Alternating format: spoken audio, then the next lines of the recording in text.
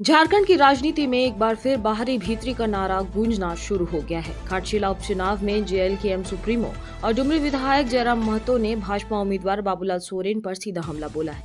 जमशेदपुर के घाटशिला में जेएलकेएम प्रत्याशी रामदास मुर्मू के नामांकन के दौरान मंच से जयराम महतो ने जमकर निशाना साधा। उन्होंने कहा कि जनता अब राजा के बेटे को राजा नहीं बनने देगी। यह चुनाव जनहित, झारखंडी स्वाभिमान और आदिवासी अस्मिता का चुनाव है।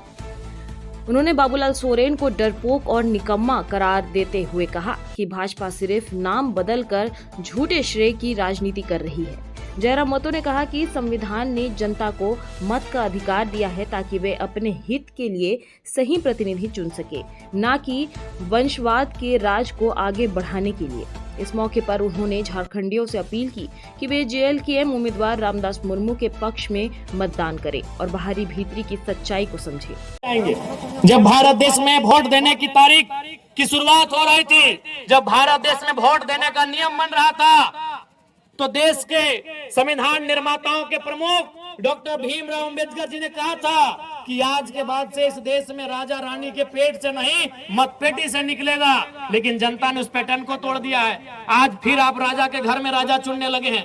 अरे राजा के घर में राजा ना चुना जाए, इसीलिए तो वोट का अधिकार मिला है आपको कि राजा की पत्नी को रानी ना बनाया जाए, राजा के बेटे का राज्याभिषेक ना किया जाए, इसीलिए वोट मिला है कि एक गरीब किसान को आप राजा बना सकें। और आप फिर अगर उस वोट का इस्तेमाल उसी राजा परिवार को बनाने में करेंगे तो 1950 में जो हमारी स्थिति थी और आज 2025 में जो हमारी स्थिति है, क्या अंतर रहा? ये वोट का अधिकार क्यों मिला? ये वोट का अधिकार इसीलिए मिला था कि राजा के घर में राजा नहीं होगा, राजा के घर में रानी नहीं होगी। एक साधारण सा पढ़ा लिखा नौजवान, चाहे वो किसान का बेटा, किसी मजदूर का बेटा क्यों ना रहे, अगर उसमें टैलेंट होगा, वो हकदार होगा, वो जनता के बीच से चुन के जाएगा। इसलिए वोट की व्यवस्था आई। लेकिन हम और आप तो फिर उस व्यवस्था को दरकिनार कर रहे हैं। तो अगर आज 2025 में अगर हम लोग फिर उस व्यवस्था को दरकिनार करते हुए राजा के घर में राजा के बेटों को विधायक सांसद चुनेंगे, तो याद रखिएगा 2050 आते आते फिर से आपको आभास होगा कि हम नाम के लोकतंत्र में असल में राजतंत्र का हिस्सा बन के रह गए। आपको उस समय फिर एहसास होगा कि अंग्रेज चले गए, लेकिन उनकी ईस्ट इंडिया कंपनी आज एचसीएल कंपनी का रूप धारण कर चुकी है। आज टाटा, टिस्को, टेल्को के रूप में काम कर रही है। क्योंकि आपने फिर से वही परिपाटी को दोहराया, आपने फिर से वही पैटर्न को दोहराया कि राजा के घर में ही जो होगा देखा जाएगा। तो फिर जनता का सुनेगा कौन? जनता की पूछेगा कौन? आप ईमानदारी से बताइए, घाटशिला में अगर कोई भी जरूरत पड़ा, घाटशिला में अगर कोई भी दुख पड़ा, तो क्या वे लोग आपके बीच आकर इस प्रकार जमीन में बैठेंगे? क्या आपके साथ ढोल कन में बैठकर आपके लिए आंदोलन करेंगे? क्या आपके साथ सड़क में बैठकर आपकी आवाज को बुलंद करेंगे? नहीं करेंगे। वो साहस अगर किसी में है तो केवल और केवल जेएलकेएम पार्टी में है। इसलिए हमारे प्रत्याशी श्री रामदास मुर्मू जी को विजयी बनावे। अभी देखिए, चंपे चाचा सुन रहे थे, कहीं आके भाषणबाजी कर रहे थे कि नगरी में हम ये कर दिए। आप भी जानते हैं नगरी में कुछ किए, सबको उसका लिए।